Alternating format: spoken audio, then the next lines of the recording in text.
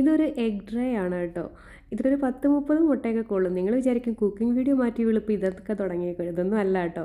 സംഭവം ഞാനൊരു മുട്ട പപ്സ് ഉണ്ടാക്കാൻ വേണ്ടിയിട്ടാണ്. അപ്പോൾ ഇതൊന്ന് കാണിക്കാമെന്ന് വിചാരിച്ചു. സത്യം പറഞ്ഞാൽ ഇത് വാങ്ങിച്ചപ്പോൾ മുതൽ നിങ്ങളത് കാണിക്കണമെന്ന് ഞാൻ വിചാരിച്ചാണ്. ഇത് കണ്ടില്ലേ, ഓരോ മുട്ട എടുക്കുമ്പോഴത്തേക്ക് ഇങ്ങനെ ഓട്ടോമാറ്റിക്കായിട്ട് താഴേക്ക് വന്നുകൊണ്ടിരിക്കുവേ. ഒരു 400-450 രൂപയാണെന്നാണ് ചേട്ടൻ പറഞ്ഞത്. ഫ്ലിപ്കാർട്ടിൽ നിന്ന് വാങ്ങിച്ചതാണ്.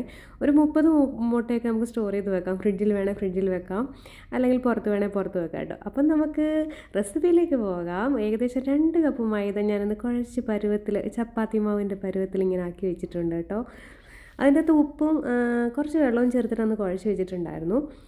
എഗ് പഫ്സൊക്കെ എല്ലാവർക്കും അറിയാവുന്നതായിരിക്കാം. പക്ഷേ ഇവിടെ എനിക്ക് ഒരു എഗ് പഫ്സ് കഴിക്കണമെന്ന് തോന്നിക്കഴിഞ്ഞാൽ കിട്ടാൻ ഒരു വഴിയില്ല. എവിടെ ചെന്നാലും കിട്ടുന്ന എന്തെന്നറിയോ, നമ്മളുടെ പനീർ പെട്ടി പെട്ടി എന്ന് കേട്ട് കേട്ട് ഞാൻ മടുത്തു.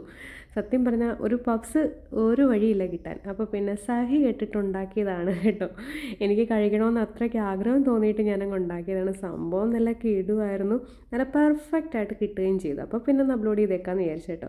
അപ്പോൾ ഈ വലിപ്പത്തിലുള്ള ബോളുകളാക്കിയതിന് ശേഷം ഞാൻ എന്തെടുത്തിട്ടുണ്ടെന്നറിയോ, ഒരു പാത്രത്തിലേക്ക് കുറച്ച് റിഫൈൻഡ് ഓയിൽ ഒഴിച്ചിട്ട് അതിലേക്ക് ഞാനൊന്ന് ഡിപ്പ് ചെയ്ത് വെക്കുകയാണേ. അപ്പോൾ നമ്മളിപ്പോൾ ഒരു ചപ്പാത്തി മാവിൻ്റെ അത്രയും വലിപ്പത്തിൽ നമ്മൾ ഓരോരോ ബോൾസുകളാക്കി വെച്ചിട്ടുണ്ട്. അപ്പോൾ അതെല്ലാം 2 സൈഡും ഞാൻ എണ്ണയിൽ ഇങ്ങനെ ഡിപ്പ് ചെയ്ത് 20 മിനിറ്റ് നമുക്കൊന്ന് മാറ്റി വെക്കാം. ഒന്ന് കവർ ചെയ്ത് വെച്ചോളൂ കേട്ടോ. അതിന് മോൾ ഭാഗം ഒന്ന് ഡ്രൈ ആവാതിരിക്കാൻ വേണ്ടിയിട്ടാണ്. അപ്പോഴേക്ക് നമുക്കതിനുള്ള മസാല തയ്യാറാക്കാം. ഒരു 3 സവാള ചെറുതായിട്ട് അങ്ങോട്ട് അരിയാം കേട്ടോ.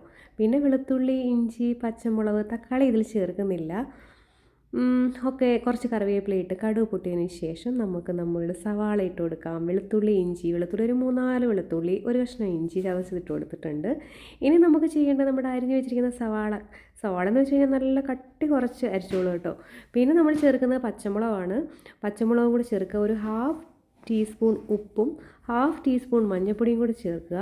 1 ടേബിൾ സ്പൂൺ നമ്മളുടെ മുളക് പൊടി, 1 ടേബിൾ സ്പൂൺ മല്ലിപ്പൊടി. പിന്നെ ചേർക്കേണ്ടത് ഗരം മസാലയാണ്. അതിന് പകരം ഞാൻ ചേർത്തിരിക്കുന്നത് ചിക്കൻ മസാലയാണ്. അപ്പോൾ ഇതെല്ലാം കൂടിയിട്ട് നന്നായിട്ടൊന്ന് വാട്ടിയെടുത്തോളൂ കേട്ടോ. നല്ല രീതിയിൽ വെള്ളം ഒന്നും ഞാൻ ചേർത്തിട്ടില്ല, കുടഞ്ഞിട്ട് കൂടിയില്ല വെള്ളം കേട്ടോ. അപ്പോൾ നന്നായിട്ട് വാട്ടി എടുത്തിട്ടുണ്ട്. നമ്മളുടെ മുട്ട പഫ്സിനുള്ള മസാല ഇവിടെ റെഡി ആയിട്ടുണ്ട്. കുറച്ച് മല്ലിയിലയും കൂടി മുകളിലേക്കൊന്ന് തൂകിയിട്ട് കൊടുത്തിട്ടുണ്ട്. അപ്പോൾ സംഭവം റെഡി ആയിട്ടുണ്ട് കേട്ടോ. ഇനി നമുക്ക് അതിൻ്റെ ഷീറ്റ് റെഡിയാക്കാം.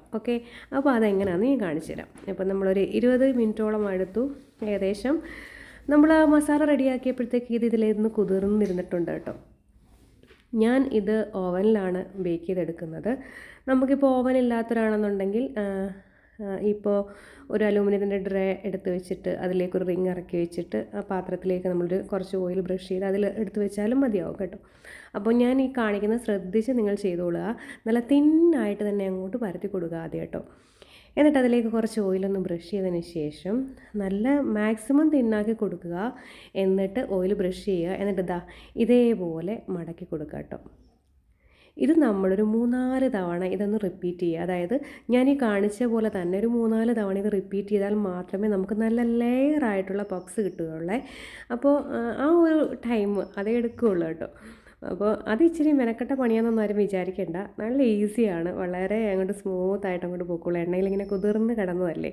അപ്പോൾ അതങ്ങനെ അങ്ങോട്ട് തിന്നാക്കിയതിന് ശേഷം വീണ്ടും അതേ രീതിയിൽ തന്നെ വീണ്ടും മടക്കി കൊടുക്കുക. വീണ്ടും അത് ഒരു എത്ര പ്രാവശ്യം നമ്മൾ ചെയ്യുന്നോ അത്രയേറെ ലെയർ കിട്ടും കേട്ടോ. നമ്മളെക്കൊണ്ട് പറ്റുന്ന രീതിയിൽ തന്നെ അങ്ങോട്ട് ചെയ്ത് കൊടുത്തോളൂ കേട്ടോ. അപ്പോൾ ലാസ്റ്റ് ഞാൻ ചെയ്തിരിക്കുന്നത് അതങ്ങനെ ചെയ്തിട്ട് ജസ്റ്റ് സൈഡൊക്കെ ഒന്ന് കട്ട് ചെയ്തെടുത്തിട്ടുണ്ട്. കട്ട് ചെയ്തെടുത്ത് വേറൊന്നും അല്ല, ജസ്റ്റ് ഷേപ്പ് ഒന്ന് പെർഫെക്റ്റാക്കി കിട്ടാൻ വേണ്ടിയിട്ടായിരുന്നേ. ഇപ്പോൾ കട്ട് ചെയ്തില്ലെങ്കിലും കുഴപ്പമൊന്നുമില്ല കേട്ടോ. കാണാനൊക്കെ ഒരു ഭംഗി കുറവാണെന്നുണ്ടെങ്കിൽ ലെയറിനൊന്നും ഒരു കുറവും വരില്ല. അപ്പോൾ ആ സൈഡൊക്കെ എഡ്ജസൊക്കെ ഒന്ന് കറക്റ്റായിട്ട്, അത്ര പെർഫെക്റ്റ് ഒന്നും അല്ല എങ്കിൽ തന്നെയും ഒന്ന് കറക്റ്റായിട്ട് കട്ട് ചെയ്ത് കൊടുക്കുന്നുണ്ട്. ഇനി നമുക്ക് നമ്മുടെ സെൻറ്റർ പോർഷനിലേക്ക് നമ്മളുടെ മസാല അങ്ങോട്ട് വെച്ച് കൊടുക്കുക.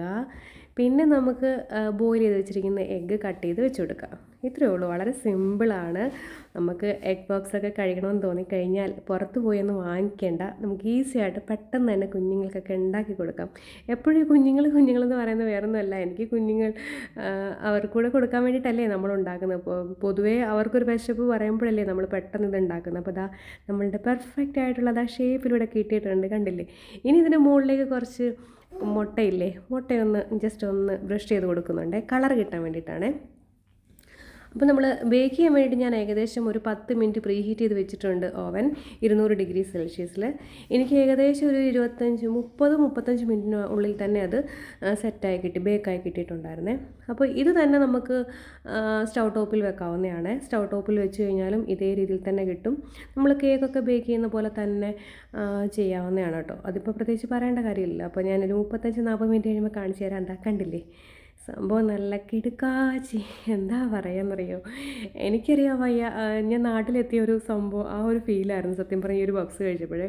നമ്മൾ ബേക്കറിയിലൊക്കെ കിട്ടുന്ന അതേ ഒരു ടെക്സ്ചർ തന്നെയായിരുന്നു എനിക്ക് കിട്ടിയിരുന്നത്. അപ്പോൾ എല്ലാവരും ഈ രീതിയിലൊന്ന് ട്രൈ ചെയ്ത് നോക്കുക.